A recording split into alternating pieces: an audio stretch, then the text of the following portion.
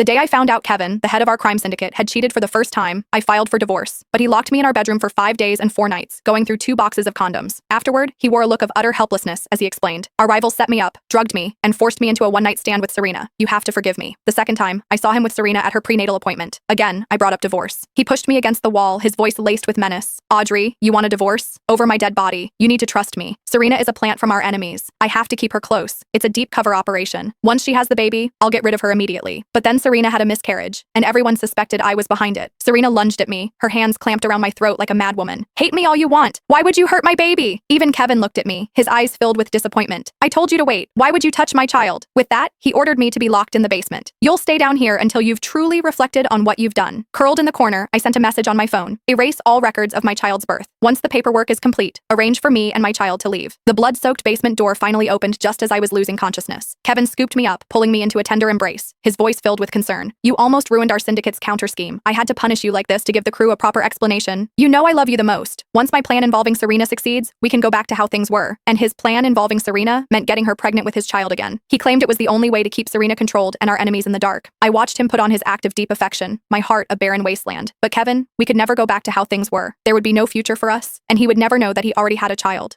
with me. The day he became the syndicate boss, he witnessed a subordinate's child being held hostage by their rivals. The subordinate's wife, in a surge of maternal instinct, died tragically in a hail of gunfire, protecting her child. From that day on, he would often tell me, haunted by the memory, let's not have children. I don't want a child to become your weakness, and I can't bear the thought of losing you. I agreed, but as I saw his eyes light up with joy, time and again, looking at other people's children, I secretly wanted to give him a surprise. That year, Kevin went to Mexico for a mission and told me to stay away for a year. It was during that time I found out I was pregnant with his child. Afraid he'd worry, I kept it from him until the baby was born. Later, because of a premature birth, the baby was weak and had to stay in the hospital. And that's when Kevin brought Serena into my life. My surprise never made it to him. Instead, Kevin handed me a massive surprise of his own. My phone vibrated, pulling me from my thoughts. Your expedited divorce papers are almost ready. The process will be complete in a week. Then we'll get you and Hugh out of here. I managed a faint smile. Good. In a week, Kevin and I would be nothing to each other. After that, Kevin started juggling his time between Serena and me. Afraid I'd be upset, he sent carload after carload of gifts. The latest jewelry, limited edition handbags, all the things I used to love. Trust me, we'll be back to normal soon. I love you. I'd lost count of how many times he knelt before me, proclaiming his love and his helplessness. It was laughable. He slept with Serena every night, yet he was terrified of upsetting me. 4 days before the divorce was finalized, Serena, whether intentionally or not, suddenly showed up with a huge bouquet of sunflowers. I had a severe allergic reaction to pollen and was rushed to the hospital. Kevin, upon hearing the news, ripped into Serena. If this happens again, you're out. Serena's eyes reddened as she apologized, then covered her face and ran out. That night, Serena disappeared. Kevin and his men searched all night before finally finding her. When they did, she was covered in allergic rashes. She kept her eyes down, not daring to look at me, and stammered nervously, I deserve this punishment. After all, I accidentally caused Ms. Audrey's allergy. I was utterly confused, but Kevin gave me a meaningful glance.